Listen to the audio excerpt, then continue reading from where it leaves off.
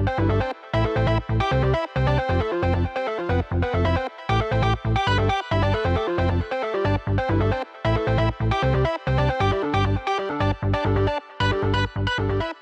everybody, welcome back to the Graphic Multiverse. I'm your host Paul, joined with Angela. Hi.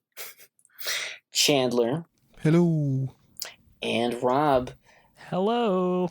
And I'm so excited for this episode because we are swinging into our review of Spider-Man No Way Home. That was nice. It finally happened. It finally happened. We saw this movie and I cried so many times. Oh. I only a tear only formed once for me. I told Paul, I put it in our group chat, but yeah. There was parts that they filled me with tingles, but only one tear for me personally. It was just, I got misties. So I got much. pretty verklumped. Yeah. And yeah, but I think mostly though I acted like a damn fool in the movie theater. No, because Hooping and hollering. Oh my god, completely through like the whole thing. Like it was like I was in the front row of a drag show, inappropriate, loud, Throwing being ones. being like yes, and like snap, like I was out of control. And Paul is like all normal and appropriate, and he'd like lean over to me and like just be like, "I'm having so much fun right now," and I'm like holding the sides of my face, literally going, ah!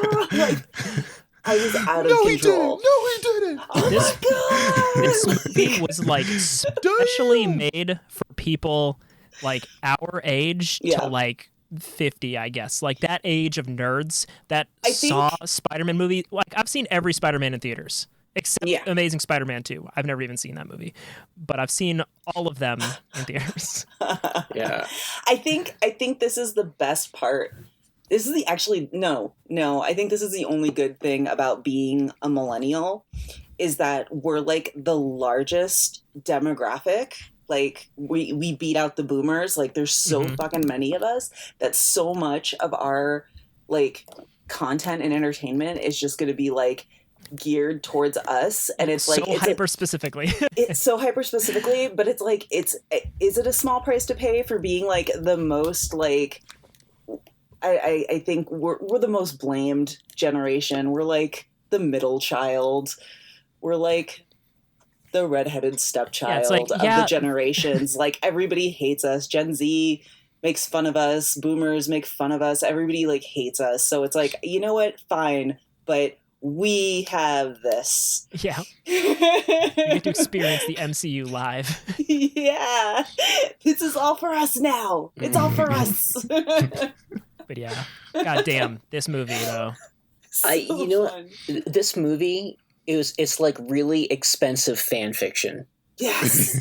Pretty much, yeah. I mean, because this I like just everything that happened in this movie. I could not believe. I mean, even with the stuff we knew that was coming, like when we first see Doc Ock, it was like, I can't believe I'm seeing Alfred Molina. Not just Alfred, he was so early in the movie. Like that was like early first act when like that highway thing happened. And just to go way back, the very beginning, fucking Murdoch. Like, oh my god, like that was another one of those rumors. I was like, God, I hope it's true. And then it cuts to him, and I literally just went, "Fuck yeah!" Just like under my breath, and I was like, "No, I said it out loud." It was, and actually to the entire theater. Yeah, this poor young couple next to me, like it must have been really disturbing because I was like, "Oh my god, oh my god!" Like I was freaking out. It was so good. Yeah, and not just was it like Matt Murdock, like and Charlie Cox, but the fact that it's like Daredevil Charlie Cox, because he fucking catches the brick. He got the brick. And he's like, "I'm a very good lawyer." And I was like, "Yes, you are, baby." That's right. Yeah. You tell him, baby. You tell him. Oh my god, our theater lost its shit. Yeah, from then on out, I was like, "That's it. That could have been the movie. Just Peter Parker getting a lawyer, and it's Daredevil." And I'd been like, yes. So good. Oh, it was so fun. Oh god, my face hurts. I'm like still smiling so hard. I love Yeah. seeing more of Jonah because he's just Yeah, priceless character. J.K. Simmons forever. Yeah. Yeah. Absolutely. And I love that they went so hard into him just being that universe's Alex Jones. Yes. And where he literally took supplements and put them on the table. Yes. Started in a closet. Daily Bugle, daily supplements. Like, yeah. Yeah. That was great. No, that was good. Yeah, because nobody else can play him. I'm happy that in the multiverse, there's one constant. It's like, it's always J.K. Simmons playing that character. You can have different people playing different parts, but only one J.K. Simmons. I did feel that Doctor Strange was wildly irresponsible. So Like- irresponsible. Well, I felt like he was like the guy that's just like, I'm still cool. The kids get me. I'm still cool. I'll make it go away. And then he fucks it up. And he's He's like, just Yeah. so I mean, arrogant. He was super arrogant and irresponsible. And then Peter, just straight away, if he didn't make that one dumb decision, this whole thing wouldn't have happened. But yeah. For a Yeah, movie that maybe- made me so happy, it's a sad movie. It is really sad. And I was listening to one podcast that made it even more sad when they were talking about how that this is the final Spider-Man movie in the Marvel contract, which means unless something changes, Sony just has the rights to just do what they want from here on out. Yeah. Which makes me sad. that's unfortunate.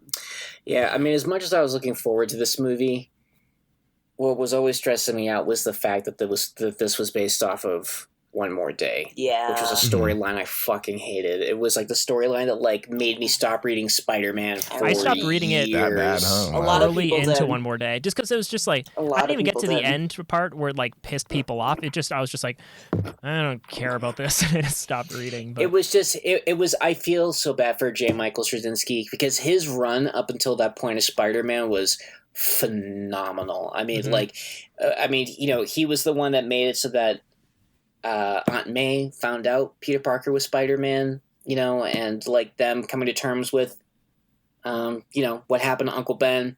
Like Peter being a fucking high school chemistry teacher at the high school he went to where he was bullied.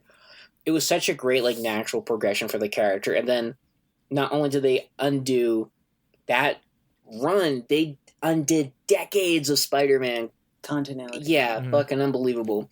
Thankfully, this movie, it didn't take it that far, but, like, it definitely made me nervous about what the potential outcome could be. The way they did it in this, so just jumping right to the end, how they just basically just reset Spider-Man, like, as we knew him in the MCU. But I think it works because now, at the end of the movie, Peter is, like, the Peter Parker that you know. Like, lives in a shitty apartment. No Stark tech. Nobody has his back. Like, he's broke as shit. Like, this is, like, the Peter. He's making his own costume that looks glittery and awesome. So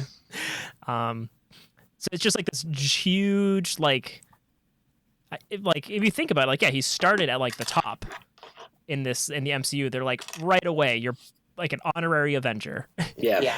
Like, you're gonna go to space and fight aliens.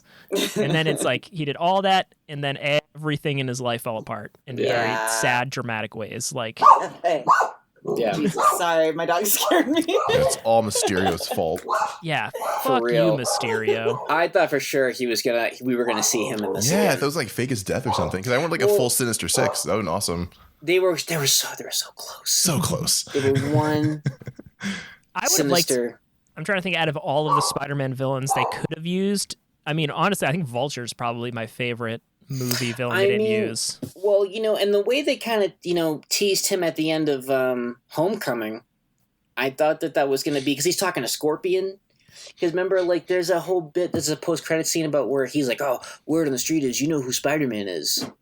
And now that scene does not fucking matter, because now everyone forgot. So it's shit like that kind of bothers me.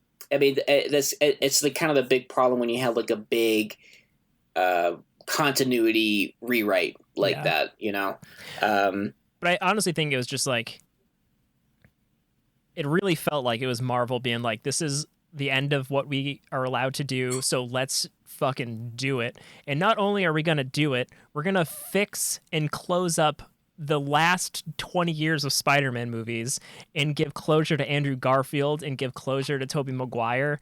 Yeah. And like I personally, like I said, I haven't seen Amazing Spider-Man 2. I've only seen the first Amazing Spider-Man, and I was super cool on it. Like, I did not like that movie particularly. Yeah. But like the part that made me tear up in this movie is when Andrew Garfield caught MJ and he's like tearing up, and I was just like, damn, I feel that. Yeah. I actually watched Amazing Spider-Man 2 before going to see No Way Home. So it slapped. I think that's how the kids say. I watched Spider-Man 3 before going to see. God. And Sandman really phoned it in this movie, huh? He's like CG for like most of it. Yeah. Like all of it. I think the reason why they did that was because they're really trying to stress, like, we have to fix the villains. So if he looks human all the time, it's like, well, does he really need the fixing? So maybe whatever multiverse version of Sandman was one that was just not as stable, maybe. Yeah. But yeah, no, I did. I think that was part of the reason why I cried so much was because Spider-Man 3 burned me. It burned me. I was crispy bacon. Yeah, I couldn't even rewatch it. Yeah. I was like, stop. I didn't finish it. I couldn't finish it. I haven't seen it since the first time it came out. Yeah, so it does not. I mean, I thought for sure, like, oh no, I've seen some pretty bad movies since then. I think I can get through this, and I didn't make it through that like sequence. So I didn't even where he goes emo or. I watched like an hour into it. God, the like fucking jazz day before scene. Christmas or something, or 2 days before Christmas. He's like on the piano. And just like the filmmaking of it even seems worse than the other two, like the CG and stuff. Yeah, no, it's not good. I watched Spider-Man 1 and 2 this year as well, and those movies hold up. Like Absolutely. The first two Raimi movies are incredible. Yeah, no, there is a lot of interference. Like a lot of people like to blame Sam Raimi for Spider-Man 3, and I don't think it was his fault. That there was Sony. The second Topher Grace walked on screen in that movie, it became unwatchable. Wow. Damn. Battle of the Twinks. Terrible. And like, what? I remember sitting in the theater and I knew exactly the moment when I knew the movie was going to be bad was when it was pretty early on in the movie when there was like a Spider-Man day and like everybody loves Spider-Man and I'm like, no, something's wrong. Mm-hmm. Something's wrong. It seems off. And there's the character assassination with MJ. I mean, she's awful in Spider-Man 3. Like, you just don't like her. Like, they're like, we need her to be a bitch in this movie. And just like, let's undo the character arc we had for her for the first two movies. Yeah. Let's make her a sad waitress that sings. But she's just sounds like it took a really long, because Tobey Maguire looked old as shit in this movie. And when he was talking about it, he's like, we finally made it work. I'm like, man, you and MJ trying to make it work for 20-something years. Yeah. Let it go. I will say, though. Got a little weird. They sure did. Yeah. Yeah, sure did. I will say, though, I loved when you first see Andrew Garfield. When he took off the mask, I instantly realized, like, I did like his Peter Parker. Like, he definitely has the Peter Parker look. And I liked how self-deprecating he was in this. So I'd be okay if like they wanted to throw him another movie. Like I would be there. I mean, because like I said, I kept watching him and I was like, like I liked his direction in this Spider-Man than his other two movies. Yeah, I don't know. I think I agree. I think he kind of stole every scene he was in. Yeah. And I'm happy for him that he was allowed to do that, because those other movies, like, I remember when Andrew Garfield was first cast as Spider-Man, like, he seemed like super into the idea that he seemed super pumped to be Spider-Man. Oh yeah. And it seemed like they did him dirty. Like they did. They did, because Sony doesn't know what the fuck they're doing. No. So yeah, no, I agree, because I remember when he gave that speech at one of the Comic-Cons before. That's exactly what I'm thinking of. Yeah. Yeah, I mean, it was so heartfelt, so genuine, and I think that really comes across in his performance. But no, I loved how they kind of tied up those loose spider threads. I mean, I think exposition. I mean, it probably was the only way they could have done it, but I don't know. I mean, beggars can't be choosers. I mean, the fact that it fucking happened. I mean, I thought I was dreaming it the entire time. Again, fan fiction. I'm like, there's like 10 minutes of this movie that's just 3 Spider-Mans sitting around shooting the shit, kind of, and it's amazing. It's beautiful. It was my favorite. The scene where Andrew Garfield's giving Tobey Maguire, like he's cracking his back, like that goes on for like a long time for a movie that's this big in scale. And I appreciated every second of it. Well, it's the little character moments, man. That's what makes everything click. Well, and like Tobey Maguire being like the older big brother Spider-Man, that's just like, hey, enough with that self-talk. You gotta be more positive. And I liked you're not lame. And I loved too them all freaking out. Like, wait, you just produce webs? Like how? I don't know. It's like I breathe. Like is it just out of your wrist? Yeah. Like, do you get any blockage? I had to make mine in a lab, and it's like a process. Yeah, and it sucks. Like I hate it. No, and I love the whole they're like, oh, who's the craziest villain you fought? Like, I fought an alien, a black goo. I fought a purple alien. In space. I want to fight an alien. I fought a dude in a rhino suit. Yeah, Twitter was like, make Andrew fight like an alien for Spider-Man 3. Yeah. It is crazy that with this movie, they kind of opened up like the ability to just make any of these movies again. Like it crossed the 1 billion mark. It set a lot of things right too. I think it made these movies relevant and like valuable and useful again. It's not. Yeah, people are going to go back and watch them and buy the DVDs. I know Kevin Feige is a wizard. Whatever he's doing to like fix the movies nobody liked. Because like every movie, you're like, man, I should watch Thor: Dark World again, or I should watch Age of Ultron again. And you're like, what are you doing to me, Marvel?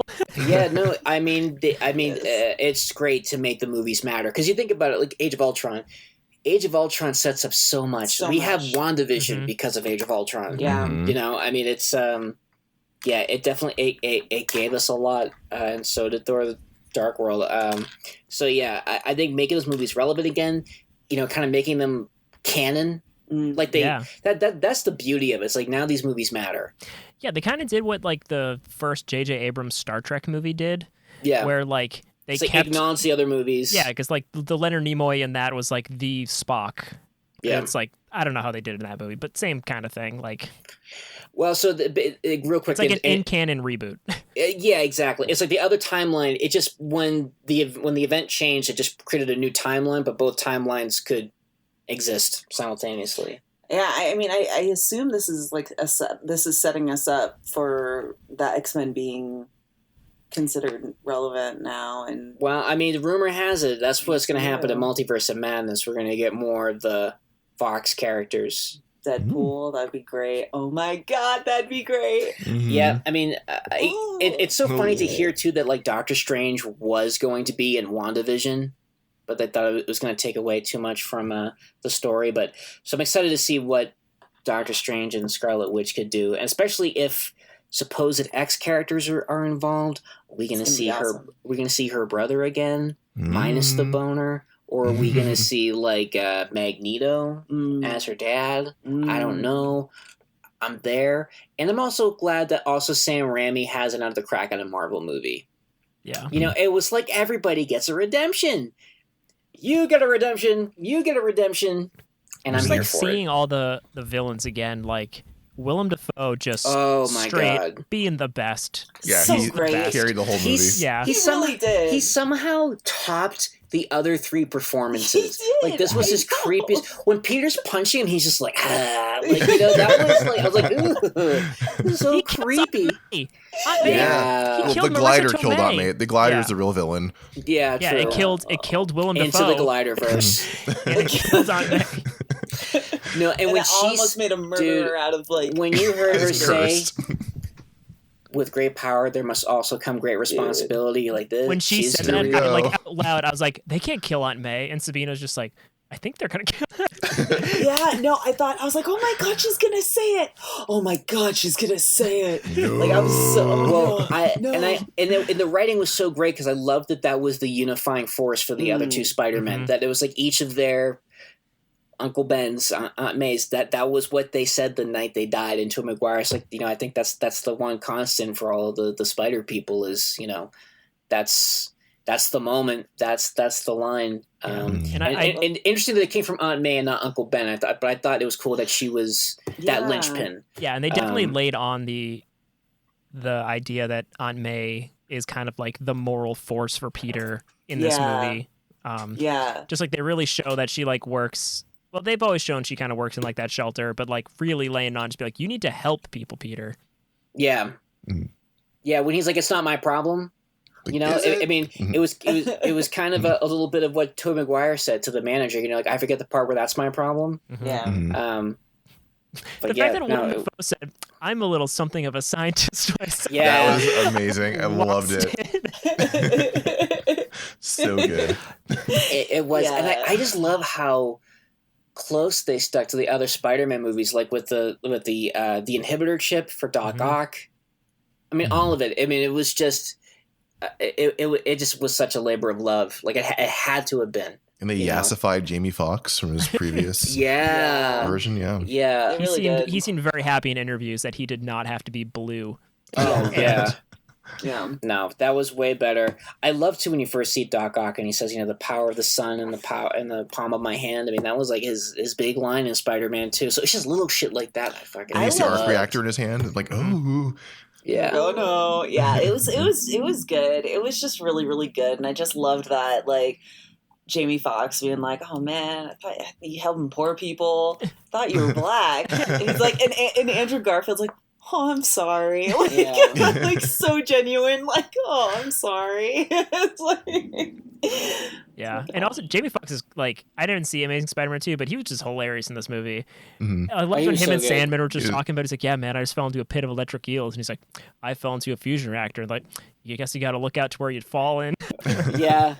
Yeah, no, it was all good. I just thought for a movie that like had 5 villains, 3 Spider-Men, not once did I think it was overcrowded or it was 2 rushed. sidekick characters. Yeah. 2 sidekicks. Like everything felt organic. It did. Yeah, because like you really feel like Peter's and MJ's like relationship and like chemistry is always really good, but like I think especially good in this one. I think what I liked about I think what I liked about these, the Tom Holland MCU Spider-Man films was that I love that that people were in on it. It wasn't just like, I mean, I know that's the whole Spider-Man thing is that he's carrying the world on his shoulders, but having Ned in on it, like Aunt May in on it, it was so nice. I think because, I heard some people complain about that, but I'm like, well, it makes it different from the other movies, so you're not quite seeing the same thing over and over. Yeah. And it's kind of like with like in the Superman radio show. I mean, Jimmy Olsen was the reason why. I mean, Jimmy Olsen was created for the Superman radio show because Superman needed to talk to somebody, and I thought that worked really well with Ned. That he could have somebody to talk to about, what happened to him and what his thought process was, and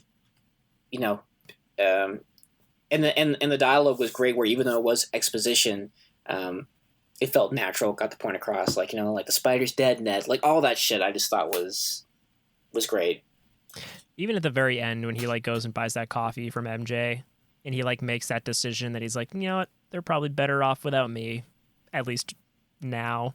Yeah. Let's not make it weird. Yeah, but it's a very Spider-Man thing to do. Yeah. Like if totally MJ's gonna be like, yeah, that dude was kind of handsome, Zendaya, but that though. was she's used to shit. Yeah, I guess Zendaya, that's true. though. She's used to people just staring at her and her being like, "Cool." I gotta say, however, if anybody wants to know how to be a good actress or act, like the fact that Zendaya can both be like this like regal woman princess actress, but also make you believe she's 16 years old is wild, because she plays a teenager so well in this movie. Yeah. All of it was so from like a world building aspect, I was like, I kind of like never realized how like the MCU was way more technologically advanced than the other Spider-Man universes, because like, you know, Tony Stark existing and like how he kind of probably like single-handedly pushed forward technology for the entire world. It's just like, wow, just like one person made that difference. You know? I also loved the guys. I don't want to brag, but I'm an Avenger. I was like, that's great. I don't know what that means. Oh, like, are you in a band? Oh, you in a band? That was so good. So good. Man, I just... Yeah, especially when they're talking about like Andrew Garfield's like, yeah, I fought the Rhino guy. It's like, you think about it, it's like that Spider-Man world. It's just like him. Nothing that crazy even happened. It's like yeah, just mech suits and Well, science. it's so funny too when you hear about like, I don't know, what was it when Max Dillon is talking about, oh yeah, he tried to turn the whole city into lizards, and it's like, yeah, that was the plot of the first Amazing Spider-Man. That was the thing that happened. I love how they both like respected and like paid loving tribute to these characters while also blatantly making fun of how stupid a lot of them are. Yeah.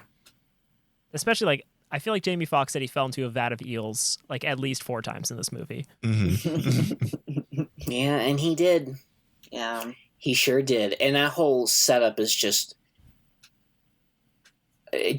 buffoonery. Yes. Like, it's just like, oh, I gotta fix this light. Oh no! Yeah, Fell that's into how they a all vat are. of That's how eels. all the falling into that things are. Yeah. In Spider-Man 3, he's running away from the cops, jumps over a fence, and then like 6 feet over this fence is an experimental like fusion reactor. Yeah. He's like, whoa. I have to say though, man, the sequence of him trying to rebuild himself for the first time afterwards, that shit, I think still holds up. Because when I rewatched Spider-Man 3, I thought that looked good. Where he's like, you know, he starts to form and then he falls apart and then reassembles again. Like, I think Spider-Man 3 minus Venom had potential.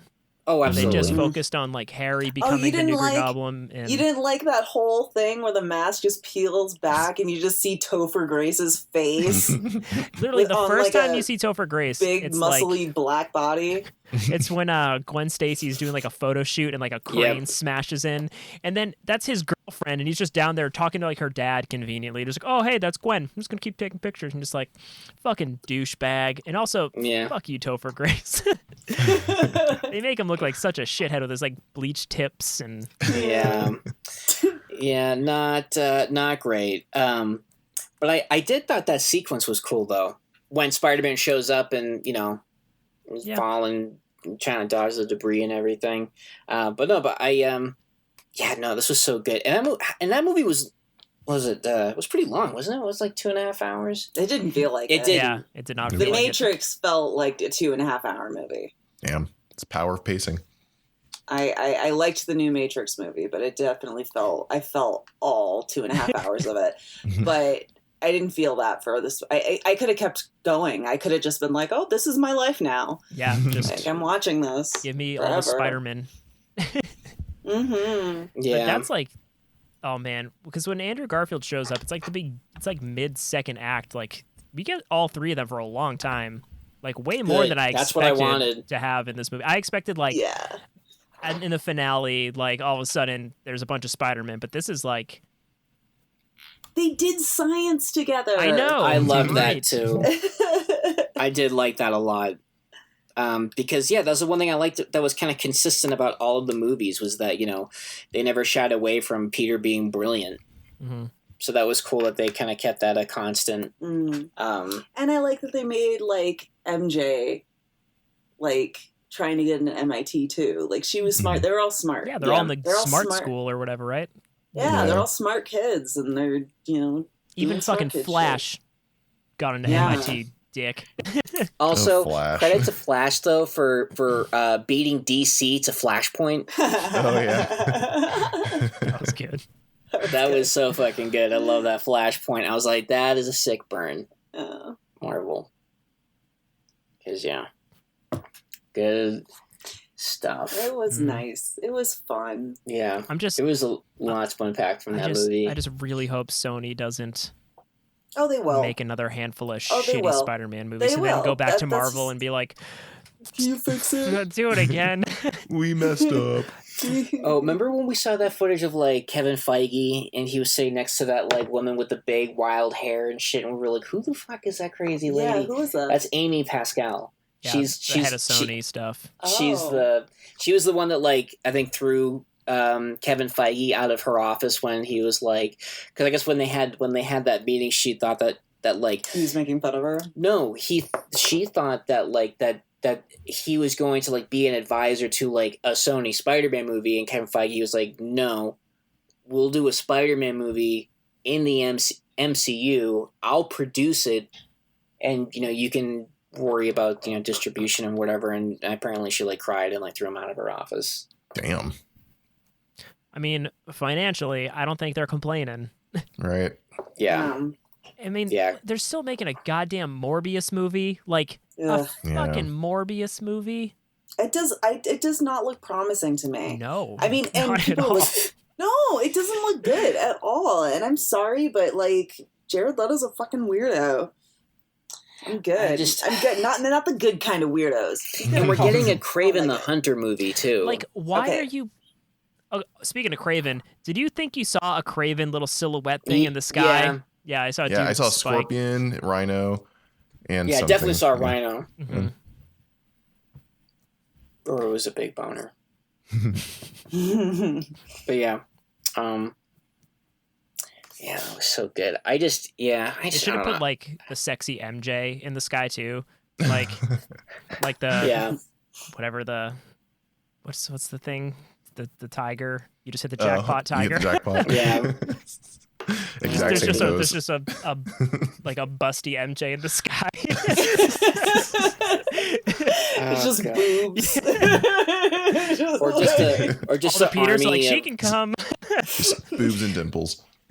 Boobs and dimples. Or like an army of like sickly Aunt Mays. The name of your memoir. So many sickly Aunt Mays. It's just like Aunt Mays and hospital bills. Mm-hmm. Because spoiler, she's in the hospital a lot in the comics. Yeah. Oh. It's like, Peter, I got a paper cut. And I need a blood transfusion. I think Tom Holland I think I heard he's still contracted for one more Marvel movie, not a Spider-Man movie though. So they still he could pop into the next Avengers movie or that'd be cool. That would be cool. Like that. Because he's still, I don't know what, like nobody knows he's there, but he's there. I know he didn't Tom Holland say he was going to be taking a break from acting for a while? Yeah. I think at least Spider-Man he said. Yeah. It would be great though. I mean, I don't know how plausible this would be, but I would love to see like Ned or MJ pop up somewhere else, the same way we got like Darcy popping up in WandaVision. I love them. They're great characters. I mean, and Ned can open portals if he.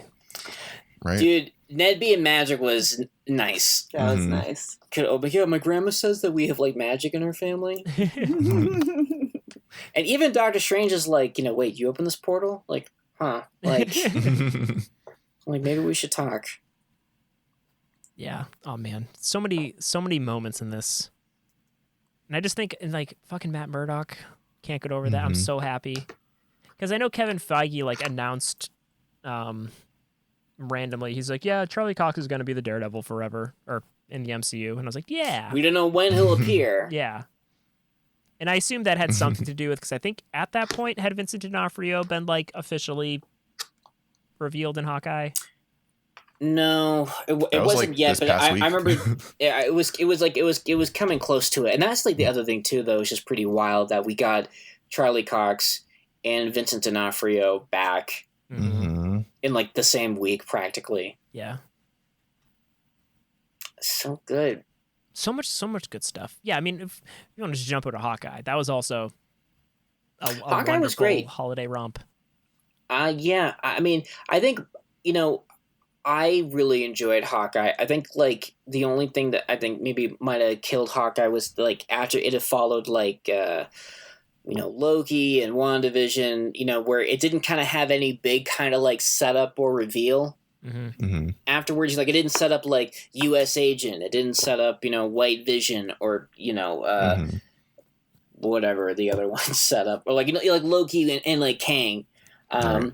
because that's like some complaints I heard online. But I thought it was a great They set up Kate standalone. Bishop. Kate Bishop's fucking awesome. Like, I disagree. really? I thought she was great. I want her in what's her name? Alian. What's Yelena. Yelena? I just want them to them series. Buddy cops. Yeah. Well, Florence Pugh was amazing. Yeah, Florence like, Pugh stole every second that she was on that show. Every scene, but like I felt with Kate Bishop, I thought they were setting her up for a really like good like story arc where she was actually going to like learn some valuable lessons about like, you know, consequences and like because she just the whole series she was just like I'm going to do what I want when I want and not going to think about anybody else, you know, and then she just kept doing that and then she got her way and I was like, yeah, wow. she kept getting protected. It's like, no, it was just like, no, that's not, no. Yeah. You have to learn not to be a dick. Yeah. Well, she got smacked around by not. Kingpin, so she learned a little something. Not really. No, she didn't. She learned a little flick trick. At the end, I felt weird because at the end, her mom was just like, "You don't know what it's like in the real world," and I'm like, "You're right. She doesn't." But we didn't really get. I kind of that's like a like I feel like they with when you have a character like that that's like really really affluent, they have to have like a grounding like.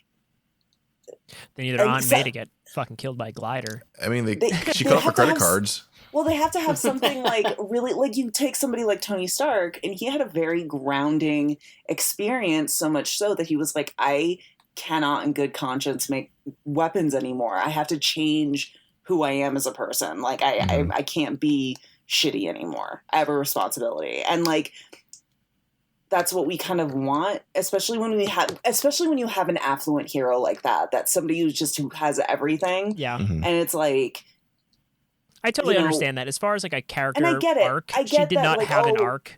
She was just kind of, and like, I want to be a hero and I'm going to do the right thing. And she just did that the whole time and it worked out. Well, and I get that the whole like, well, you know, Clint has like a real like family unit and Kate Bishop's is like cold and that's like, you know, not like the grass isn't always greener. It's like, yeah, but she's still fucking loaded. Who cares? You know what I mean? She gets to learn all of the skills that she ever wanted to learn. She got to destroy school property and not even get a slap on the wrist. Seriously, I was concerned about the black girl on the phone earlier in that sequence because I was like, is she okay? Did she Probably not. Did she get expelled? Like, what happened? Hopefully they didn't find out she was involved because... Yeah. Now that you mention it, like when she got her mom arrested, I was like, this is kind of hypocritical because like she's dealing with the consequences, but like still Kate is not dealing with the consequences. It doesn't deal with the consequences of anything. And she's kind of like a bit of a high horse there. Yeah, I had heard. And she feeds a dog. I'm sorry, she feeds a fucking dog pizza through the entire thing. And anybody who has an animal knows? But that was just from the comic. Jesus. They had to give Pizza Dog pizza. You can give the Pizza Dog pizza like once, but then there's the Pizza Dog shits that you get to deal with on your couch when they walk and shit because they had too much cheese. Yeah. Like people with pets know. They watch the thing, they watch it happen, just the wet turd streaks. Oh man. Trailing through your entire apartment because you're like, "Oh, that was a mistake. They shouldn't have people food." Understood. Thank you. No lessons, nothing, and it's very frustrating, I think, and a little tone deaf, in our current like climate. You know, when like we have like we live in a world with billionaires right now, and it's people are having a really really hard time, and then you get this like chick that's just like, I can do whatever I want. And it's like, God. Yeah, she can. She can. And with she no does. credit cards. And she beats Kingpin? Oh, come on. I love how like Kingpin was like indestructible in this. That was nice. Yeah. Well, he's getting shot at, hit by cars, and he's just like, he got an arrow in the chest. Well, in Daredevil, pulled it out. In Daredevil, he buys those suits especially from that armorer dude. Oh, so he can get shot. So I don't know if that was a callback to that specifically, or if he's just a tank of a man. He did That's rip a hell of an armor. He ripped a car door off with his bare hands. He did. That was great. I heard one theory that'd be kind of cool if maybe if this Wilson Fisk is juicing up on whatever black market stuff that was from Falcon Winter Soldier, like that super soldier serum stuff. Yeah. Or he's just big and scary. Yeah. So what do you think? You think he's dead, or you think they moved that camera? No, he's away? not dead. Of course, he can't. No, the way they cut away, and it's also like that issue, Daredevil, was it Volume 2, Issue 15, where like he has that standoff with Echo, and she shoots him. It's off panel, and then you see him later on. He's temporarily blinded. So I can't imagine going through all of that work to only have Vincent D'Onofrio for like 2 episodes. One episode. One episode. No.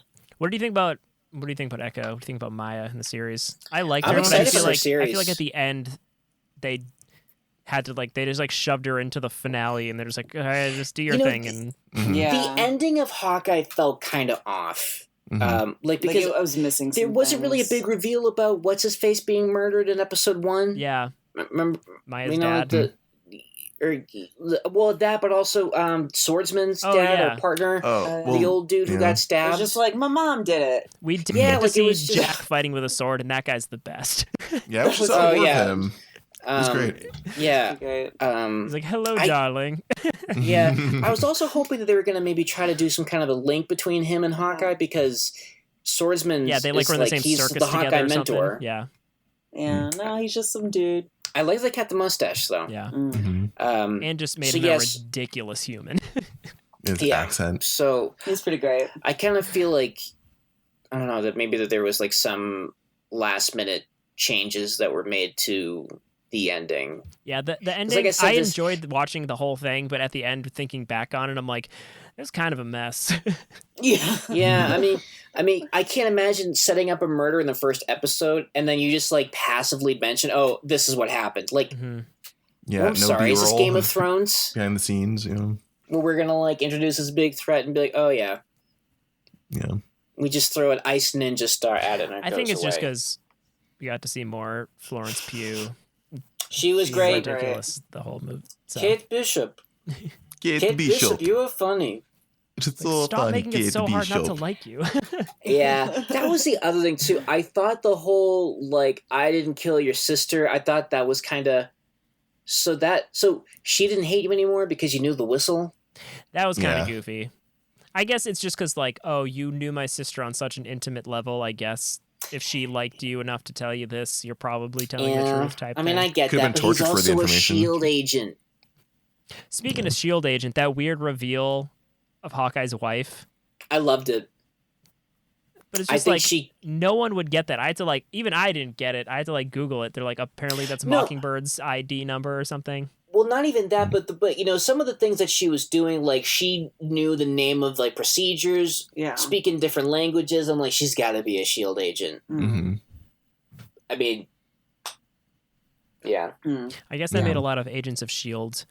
people sad because wasn't Mockingbird a character in that apparently, but they just ignored her. But the way I took it though, that like Mockingbird was like a call sign or a code name, so there could be more than one Mockingbird. Kind of like Black Widow. So she could have been a previous Mockingbird. Also, I think the reason why Agents of S.H.I.E.L.D. fans are sad is because they're fucking fans of Agents of S.H.I.E.L.D. Let's be real. I mean, come on. I just remember when that show came out, I was like, God damn it, there's a show that's canon, and I watched the first, and it sucks. It sucks so bad. I watched the first episode. I couldn't bring myself to watch any more of it. I couldn't. I tried to like it. And I just fucking couldn't. Yeah. I don't know. That's not. I'm sure Kevin Feige isn't in a rush to make that anything. The thing is, in 7 years, when there's a movie that makes us all want to go back and watch Agents of S.H.I.E.L.D. Oh God! Yeah. Damn you, Kevin Feige! Yeah, did it again. No, what was oh God! It went nowhere when they had Medusa. Oh, the Inhumans? That show. Inhumans. That was canceled before it was released. I think that never even got a chance to be. So bad. Yikes! Yeah. Well, we also have Jeff Loeb to thank for that. Which just let Feige handle everything. Yeah, pretty much.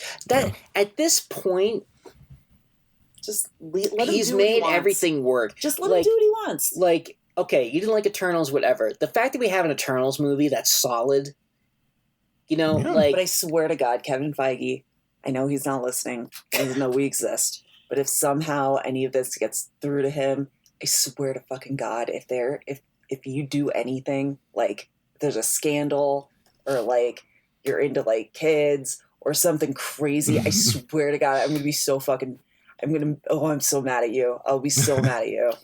Yeah, what we're saying is we don't ever want to find the bodies. Yeah. I hope the bodies that come out is something like he like hires a bunch of dudes to come over dressed as Captain America and like snuggle with him.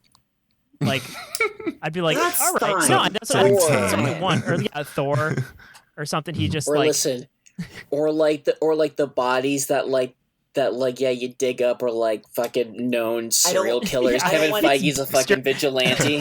I don't want any like phone calls where he's yelling at like calling his daughter a pig, or like yelling at like a girlfriend for like taking pictures with black guys. Like I don't want that. Getting pulled over and blaming the Jews. Just don't do that. Oh God. Don't talk about Jewish space lasers. I just don't. Oh God. Don't. Just be a good person. Just be cool, Just Kev. be cool, Just be man. Just be cool. I like to think Kev. at this point Don't be uncool. he's too busy to be a bad person, you know. We don't have anything left, okay? This is listen, all we have. Stay in your lane, make great movies, have a cool collection of baseball caps. Seriously. The one thing I wish still though, We've lost so much already. I just wish the Don't take MCU this away movies from didn't us. all look exactly the same still.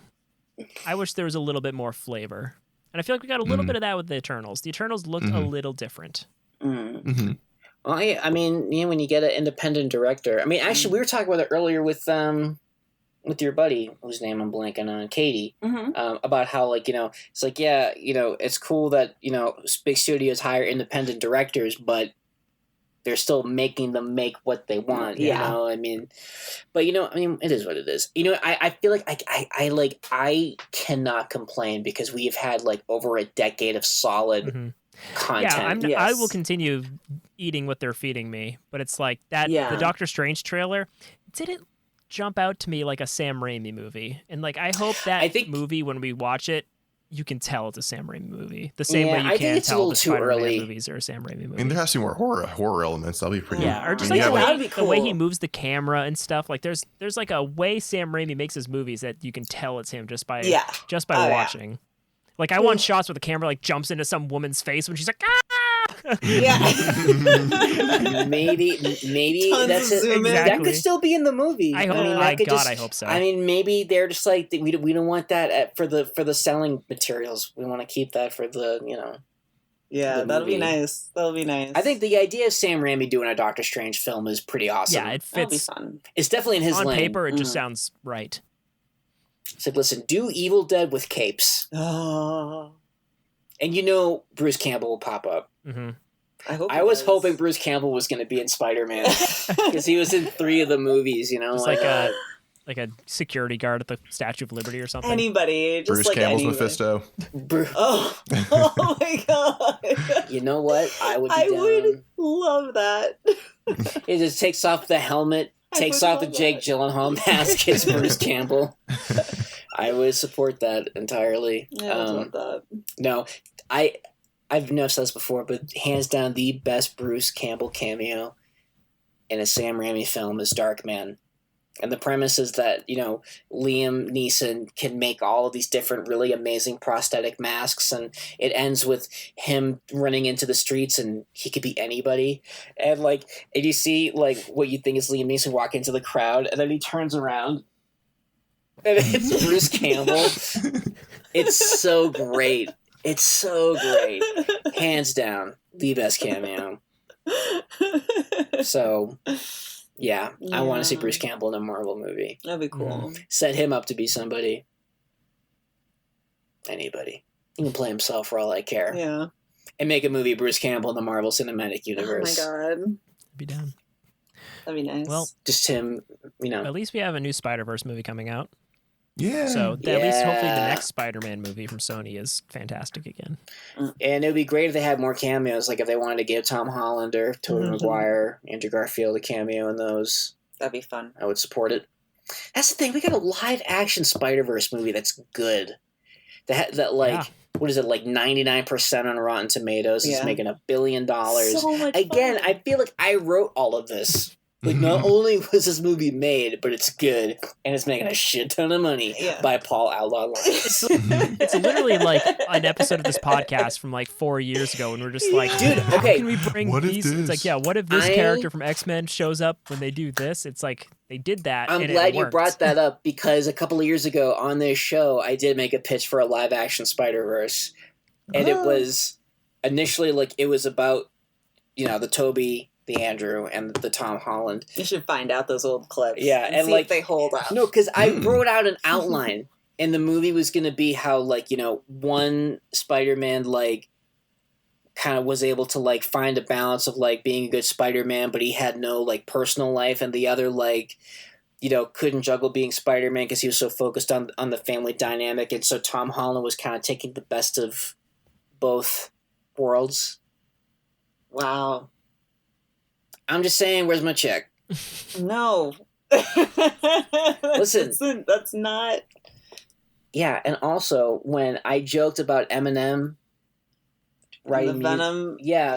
I was like, Venom, gonna get him, and everyone's like, Paul, stay in your lane. And then when I came to work the next day after Venom came out, and he was like, yo, Eminem owes you some money. Because like everyone's like, Paul, that is awful. I would be so sad if Eminem writes a corny ass lyric like that, and then Venom, gonna get him. I like wearing denim. The after credit scene with him. With that was fun. He was just hanging out at the bar in like Mexico with Football Is Life guy from Ted Lasso. Yeah. And let's say the other thing too. So he leaves a little bit of Venom behind. Yeah. In the MCU universe, and it's not from space. I don't know how that's gonna work. So hopefully, they kind of like the hive mind. He was explaining that. No. Right. So what I was saying that was, Venom Venom knows. Yeah. Well, what I was also going to say was that if we have a bit of Venom in an MCU movie, hopefully that leaves the door open for Sony and Marvel to do more work together. I think Sony's going to make 2 terrible Spider-Man movies. It's going to happen. No. Count on it. It's going to be they're going to be bad. And Dumpster fire. Marvel's going to be over there sitting on their throne of money and be like, remember when you made $1 billion help with us? Amy. Remember that? It's like, well, we could do a little something again, it's like, maybe. Tom's still kicking around in Queens in the MCU. Yeah. I guess it was Manhattan at the end, but... Yeah. I'm just glad we have a solid Spider-Man trilogy where he has been in high school the entire time. Yeah. So if they want to do like a college trilogy or like, I don't know, whatever, Kevin Feige, just don't be stupid. Yeah. just whatever, I mean, if you're gonna be a serial killer, go the Dexter route and just kill other killers. Listen, yeah, if you get some shady shit going on, I never want to find out. Yeah, I can't. Bottom line. Don't ruin this for me. Moral of the story. Good times. I hope we see Daredevil soon. Oh my god. And where will we see him? Will we see him in She-Hulk? With other lawyers lawyering? Ooh. That's how you do it? My client's innocent. Or, I don't know, will we get a Daredevil Disney Plus? I miss Charlie. Yeah, me too. A Daredevil movie? He could do a movie. Yo. Direct to streaming movie, maybe? Well, I don't know, man. Whatever they want to do, I am here for it. I just gave myself goosebumps when I said Daredevil movie, because I would fucking love that. Mm-hmm. So bring back Foggy Nelson. And... We got Ben Affleck. Oh god! No. We got Jennifer Garner. Get out! And then you have Jon Favreau's Happy Hogan meeting Jon Favreau's Foggy Nelson. Oh my god! I didn't even remember that he was Foggy Nelson. Me neither. Yeah, I hate all of it. Just you saying that makes me want to watch Daredevil again, even though I don't. It's a Feige magic. No, I won't make it past the seesaw scene. With Colin Farrell as Bullseye, an Irish Bullseye. Just killing old ladies on a plane with peanuts. Wake me up. No. I remember really liking that movie when I was like 14. Ugh. No. Is that when that came out? It's old. It's like 2000. It is old. Let me. It's like 2002, something like that. No. You know what I will say though? I like that they had Daredevil a black Kingpin. Oh, that guy. What's his name? Michael Clark Duncan is amazing. He was. I mean, he had the build, and he was scary in that movie. 2003. 2003. That was the year I graduated high school. Wowzers. I was in middle school still. I was 17. I was 14. Man, I nailed that guess. Yeah. 2003. Oh man, Ben Affleck looks like such an idiot in this. Yeah, There's just a picture of him next was- to like the two Matt Murdochs next to each other, and I'm like, man, Charlie Cox just He's the best. yeah, He's the definitely the best. best version so far. the best. God, I just rewatched Daredevil. The Oh, first yeah, you season of take that Daredevil bullet. came out like 6 years ago. That's freaking crazy. Wow. Yeah, we were living in Boston Yeah. when that came out. I remember us like our First time first going. few episodes of the podcast talking about the show almost coming out. Yeah. Mm. Good times. Mm. Good times. I know we are coming up on that mark of the episode where we start talking about things that we've been watching, reading, doing, or what we want to do. Yeah. I've been the final book in the Expanse series was released a couple weeks ago, so I've been reading my way through that. I'm like almost halfway through it. I don't have time to crush it, but I want to, but I also don't because I don't want it to be over. This is the first like long-running book series that I've ever been super invested in, so as it's coming to its conclusion, I'm like sad. So I finally get why like all the Harry Potter nerds were all sad and stuff. Yeah. It's, it's so good though. We have a lot to be sad about. Yeah, very funny. As far as I know, the writers of The Expanse are solid. That's good. For now. For now. There's two of them, so if one goes down, hopefully the other can still remain solid. Yeah.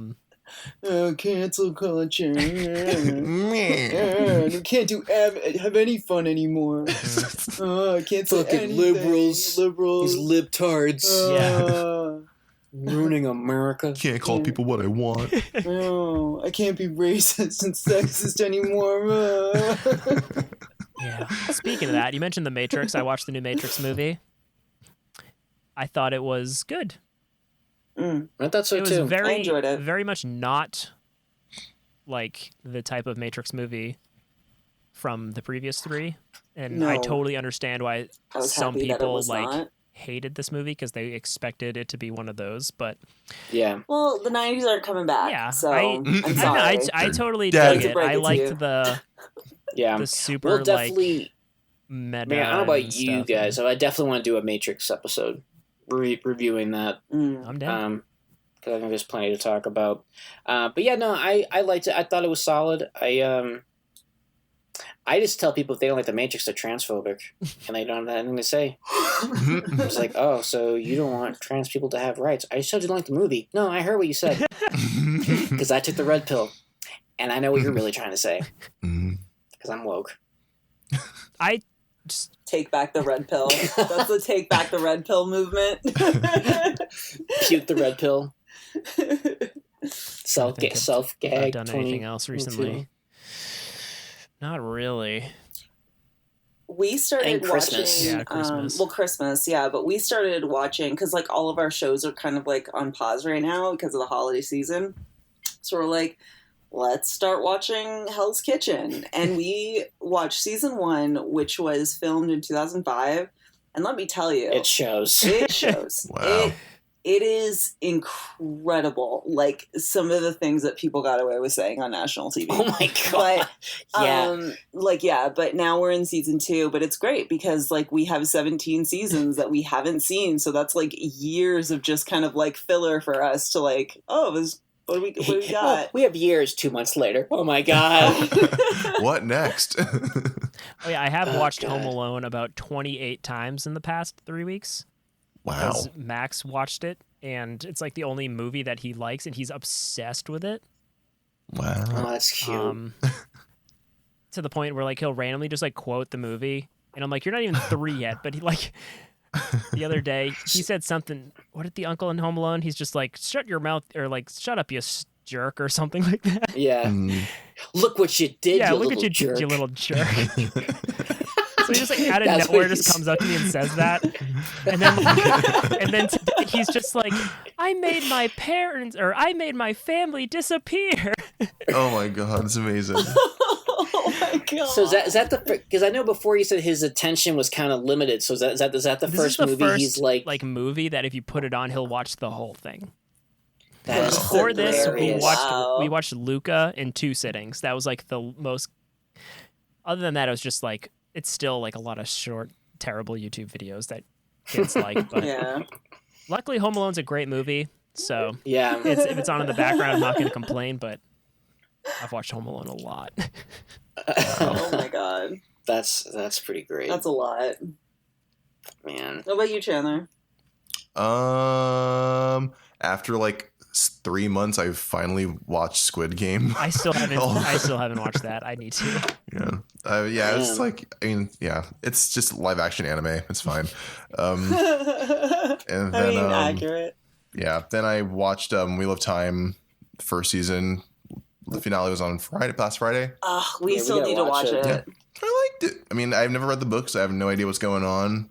And my mom and I are watching it together, so we're just like sharing Aw. theories. And it's like, I love that. did you see that episode? Oh my That's God. cute. I love that. The major like a major consensus that I've heard about the show is that like I don't know what's going like episode 1 through 3 I don't know what's going on. Episode 4, oh my god, Yeah, that's when it really kicks off. Yeah, I You can't get stop more- watching. Yeah, more world building, more interesting characters come along. So Cool. yeah. Oh, I enjoyed what I read from the books, so I forgot. it's haven't- been so long. I haven't been on the show in like a month and a half.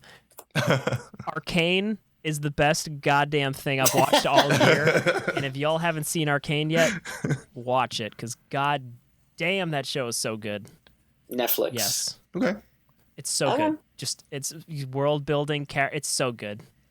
It's so good. Okay. okay. Oh, also on Netflix was the second half of He-Man Revelation. I liked it. I think you guys should check it out. It's fun. Oh, we did watch what was it? Prisoners in the Ghostland. Oh yeah, with Nick Cage. With That Nick was good. I Cage. liked it. It was a ride. It That was sounded really cool. It was It's weird. I don't think cool is the word to describe it. It is a ride. Like, because we were watching it and we're like, I don't know if I like this. But we kept watching it and we're like, I think I love this. And then Yeah, you're like, it's I weird. don't know, like I don't know how I feel about this. And then afterward we're like, I liked it. I think I liked it. Like, It kind of breaks my rule where I say like if I'm aware I'm watching a movie, you know, that's like a big like F- for me. But this was the one time where I was aware I was watching a movie, but I was like, I'm into it. I just don't know what's happening. it was very much like kabuki theater. It was very much like kabuki theater, but in like a apocalyptic setting with white people. It was weird. It was very weird. Okay. And he gets one of his testicles blown off, so Oh. Yeah, that happens. that happens. Yeah, it also has I forget the actress's name. She was in Kingsman. She was the one with the sword legs. Oh Yeah, yeah, I know there's who you're somebody, talking like- about. It's like Sophia. Yeah, she was in the Mummy movie that nobody saw. Yeah, Yeah. yeah, but she was good in this, I thought. Yeah, I mean, it was bizarre. It was bizarre. How bizarre! It's making me crazy. Every time I look around. All right, I'm gonna go. Bye. As always, thank you for listening. Drop us some love on iTunes and have fun exploring the multiverse.